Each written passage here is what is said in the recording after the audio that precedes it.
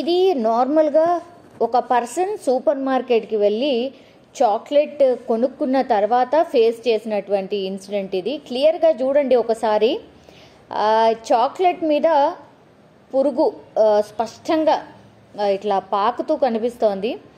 So ఇది shocking incident అనమాట. Chocolate కూడా ఏం అన్బ్రాండెడ్ చాక్లెట్ లేకపోతే ఎక్కడో ఒక దగ్గర కొనేసి ఏదో పెట్టిన పోస్ట్ కాదు ఇది. బిల్తో సహా ఆయన ఎక్కడ కొన్నాడు ఏంటి అని మెన్షన్ చేస్తూ కూడా డైరెక్ట్గా ఎవరైతే ఈ చాక్లెట్కి సంబంధించిన కంపెనీ ఉందో, ఇట్స్ ఎ బ్రాండెడ్ కంపెనీ క్యాడ్బరీకి సంబంధించి, సో ఆయనను ట్యాగ్ చేస్తూ సోషల్ మీడియాలో ఆయన క్వశ్చన్ చేసిండు డైరెక్ట్గా.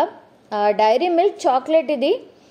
సో ఆ డైరీ మిల్క్ చాక్లెట్లో ఓపెన్ చేసి తినడానికని ఓపెన్ చేసి చూస్తే అందులో పురుగు కనిపిస్తోంది. పురుగు ఇట్లా వెళ్తోంది. సో సూపర్ మార్కెట్లో కొనుగోలు చేసిన చాక్లెట్లో పురుగులు రావడం ఇప్పుడు ఎవరైతే కొన్నాడో ఆయననే కాదు, actually Cadbury or any product eatable item కానీ తినడానికని ఓపెన్ చేసినప్పుడు పురుగు కనిపిస్తే ఎవరికైనా ఒక టైప్ ఆఫ్ విరక్తి అండ్ ఈవెన్ అసలు చాలా క్వశ్చన్స్ వస్తాయి. అదేంటి ఇంత బ్రాండెడ్ చాక్లెట్కి కూడా ఇట్లా పురుగులు కనిపిస్తే అసలు ఎవరు బాధ్యులు, అసలు ఏంటిది అని.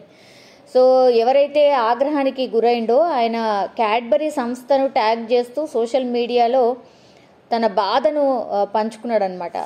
సో ఆయన పేరు వచ్చేసి రాబిన్. ఆయన అమీర్పేట్లోని ఒక సూపర్ మార్కెట్లో మొన్ననే ఫిబ్రవరి 9న క్యాడ్బరీ చాక్లెట్ కొన్నాడు డైరీ మిల్క్కి సంబంధించి. సో ఆ ప్యాకెట్ ఓపెన్ చేయగానే సో ఇట్లా పురుగు కనిపించింది అనమాట. ఒక్కసారిగా రాబిన్ చాక్లెట్లో పురుగులు పాకుతున్న దృశ్యాన్ని చూడగానే ఆయన ఒక రకంగా షాక్ అయిపోయాడు. వెంటనే వీడియో తీసి డైరెక్ట్ సోషల్ మీడియాలో పోస్ట్ చేశాడు. సో అమీర్పేట్లోని రత్నదీప్ సూపర్ మార్కెట్లో కొనుగోలు చేశాను ఈ చాక్లెట్ని. సో ఈ చాక్లెట్లో పురుగులు పాకుతున్నాయి అంటే ఈ క్యాడ్బరీ చాక్లెట్ దానిపైన manufacturing date and expiry date అనేది ఉంటుంది. బట్ అయిన తర్వాత కూడా ఇట్లా మరి ఈ చాక్లెట్ మీద పురుగులు పారితే దీనికి బాధ్యులు ఎవరు? ఒకవేళ తింటే ఏంటి పరిస్థితి? చూసుకోకుండా చిన్నపిల్లలు అయితే ఓపెన్ చేసి తినేస్తూ ఉంటారు. నేనంటే ఓపెన్ చేసి చూసేసరికి ఇట్లా పురుగు పాకి కనిపిస్తోంది. మరి అసలు దీనికి ఎవరు బాధ్యులు ఏంటి అన్నటువంటి విషయాన్ని ఆయన ట్యాగ్ చేశాడు, పోస్ట్ చేశాడు ట్విట్టర్లో. సో అమీర్పేట్లోని రత్నదీప్ సూపర్ మార్కెట్లో కొనుగోలు చేసిన క్యాడ్బరీ చాక్లెట్లో పురుగులు ఉండడాన్ని గమనించాను. గడువు ముగిసిన ఉత్పత్తులకు నాణ్యత తనిఖీ ఉందా? ప్రజారోగ్యానికి ఎవరు బాధ్యత వహిస్తారు అని డైరెక్ట్గా ఆయన రాబిన్ తన అకౌంట్లో ఈ క్వశ్చన్ చేశాడు. అండ్ మనం చూడొచ్చు, రాబిన్ జకుస్ found a worm crawling in Cadbury chocolate metro station Amirpet today. Is there a quality check for these near to expiry? Who is responsible for public health? అన్నటువంటి మాట ఆయన క్వశ్చన్ చేస్తున్నాడు. ఆయన పెట్టిన చాలా కొద్ది సేపట్లోనే ఇది వైరల్గా మారిపోయింది. అండ్ క్షణాల్లోనే చాలామంది చూశారు ఈ పోస్ట్ని. అండ్ చాలా క్వశ్చన్స్ అయితే రైజ్ చేశారు చాలామంది. క్యాడ్బరీ సంస్థపై ఆగ్రహం కూడా వ్యక్తం చేశారు చాలామంది. వారిపై ఒక కేసు వేసేయండి, పరిహారం కూడా పొందండి అని ఒక యూజర్ అందులో సూచించాడు. దాని క్యాడ్బరీ బృందానికి విషయాన్ని చేరవేసి వాళ్ళొక దర్యాప్తు జరిగేలా చూడండి అని మరొకరు కామెంట్ చేసిన పరిస్థితి. సో ఈ సమస్యపై సంస్థ అధికారిక వెబ్సైట్లో స్పందించింది. అంటే క్యాడ్బరీ డైరీ మిల్క్కి సంబంధించిన సంస్థ స్పందించింది. వినియోగదారుడికి చెడు అనుభవం ఎదురైనందుకు చింతిస్తున్నాం, ఘటనపై దర్యాప్తు చేస్తాం, మరోసారి ఇలాంటి ఘటనలు జరగకుండా చర్యలు తీసుకుంటాం అంటూ తను కూడా పోస్ట్ చేసిన సిచ్యువేషన్ కనిపిస్తోంది. కానీ కస్టమర్ ఎవరైతే అడిగారో, అంటే ఇట్లా ఇంత బ్రాండెడ్ కంపెనీస్ కూడా మరి మ్యానుఫ్యాక్చరింగ్ డేట్, ఎక్స్పైరీ డేట్ ఇట్లాంటి ఏమీ చూడకుండానే మార్కెట్లోకి ఇట్లా వదిలేస్తే ఎలా? ఆర్ ఎక్స్పైరీ డేట్ అయిన తర్వాత దానికి ఒక ప్రొసీజర్ ఉంటుంది, అంటే ఆ కంపెనీ వాళ్ళకు రిటర్న్ ఇవ్వడము something.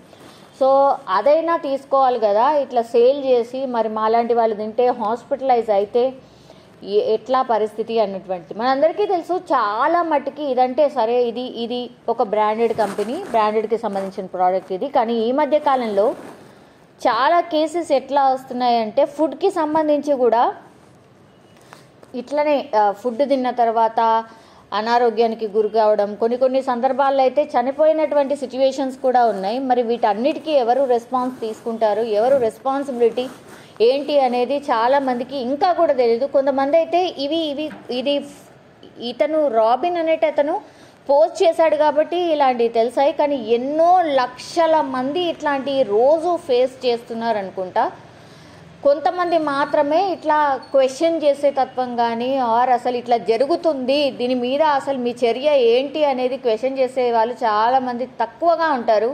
So robin actually it's a good job. Actually ఆయనను అభినందించాలి కూడా. ఈయన క్వశ్చన్ చేయడం వల్ల అంత పెద్ద కంపెనీ రెస్పాన్స్ అయింది, ఆ తదుపరి చర్యలు ఆర్ ఆ సీరియస్నెస్ కనిపిస్తుంది. బట్ ఇట్లా ఎంతమంది చేయగలుగుతున్నాం ఆర్ ఇట్లా ఎన్ని ప్రోడక్ట్స్లో ఇట్లాంటి పురుగులు ఉన్నాయి, అవి తిన్న తర్వాత ఏమవుతుంది ఏంటి అనేది ఆ దేవుడికే తెలియాలి. మరి వీటన్నిటిపైన నిజంగానే ప్రాపర్ నిఘా ఏమన్నా ఉంటుందా అని అంటే డెఫినెట్లీ నో అనే చెప్పొచ్చు. మనకు తెలుసు గల్లీలోనైతే ఒక గల్లీలో కనీసం 3 నుంచి 4 స్ట్రీట్ షాప్స్ కూడా ఉంటున్నాయి. అసలు నాణ్యత ప్రమాణాలు ఏంది, వాళ్ళు ఎట్లా తయారు చేస్తున్నారు ఫుడ్, ఆ కస్టమర్కి ఎట్లా అందిస్తున్నారు, అవి ఏ కాన్సన్ట్రేషన్ లేదు. అసలు జిహెచ్ఎంసీకి సంబంధించి అంటే బ్లేమ్ చేయడం అని కాదు, కానీ జిహెచ్ఎంసీకి సంబంధించి అసలు ఫుడ్ ఇన్స్పెక్టర్స్ ఎంతమంది ఉన్నారు? ఇన్ని లక్షల కోట్ల మంది నివసిస్తున్న ప్రాంతంలో ఇప్పుడు జిహెచ్ఎంసీ పరిధిలోనే ఎంతమంది స్ట్రీట్ వెండర్స్ ఉన్నారు, ఎన్ని ఫుడ్ స్టాల్స్ ఉన్నాయి, అందులో ఏం జరుగుతుంది, ఏ ఫుడ్ అందిస్తున్నారు, ఏం తింటున్నారు ఎవరికీ తెలియదు. సో అట్లా ఫ్లోలో వెళ్తున్నామా, తెచ్చుకుంటున్నామా, తింటున్నామా, ఇలాగే అయిపోయింది. సో దీనిపైన మరి నిజంగానే ఒక ప్రాపర్ స్ట్రక్చర్ ఉండాలి. ప్రాపర్గా కస్టమర్కి ఎట్లా ఇస్తున్నారు, అటు ఫుడ్ లైసెన్స్ ఏదైతుందో అది ఎంత ప్రాపర్గా జారీ చేస్తున్నారు, ఏదో ఫుడ్ లైసెన్స్ తెచ్చుకున్నామా పెట్టేశామా ఇట్లా అయిపోయింది పరిస్థితి. ఇట్లా కాకుండా దానిపైన ప్రాపర్గా నిగరాని ఉండాలి. ప్రాపర్గా కస్టమర్కి డబ్బులు పెట్టినందుకు కూడా ఖచ్చితంగా దానికి తగ్గట్టుగా కరెక్ట్గా ఇస్తున్నారా లేదా అనే అబ్జర్వేషన్ ఉండాలి, వాళ్ళపైన నిఘా ఉండాలి. అయితే ప్రతి కస్టమర్ కోరుకుంటున్నారు, బట్ అది అసలు నిజంగా అవుతుందా లేదా అనేది అయితే పెద్ద క్వశ్చన్ మార్క్. బట్ ఈరోజు మాత్రం కస్టమర్ అడగడం, దాని తర్వాత కంపెనీ రెస్పాండ్ అవ్వడం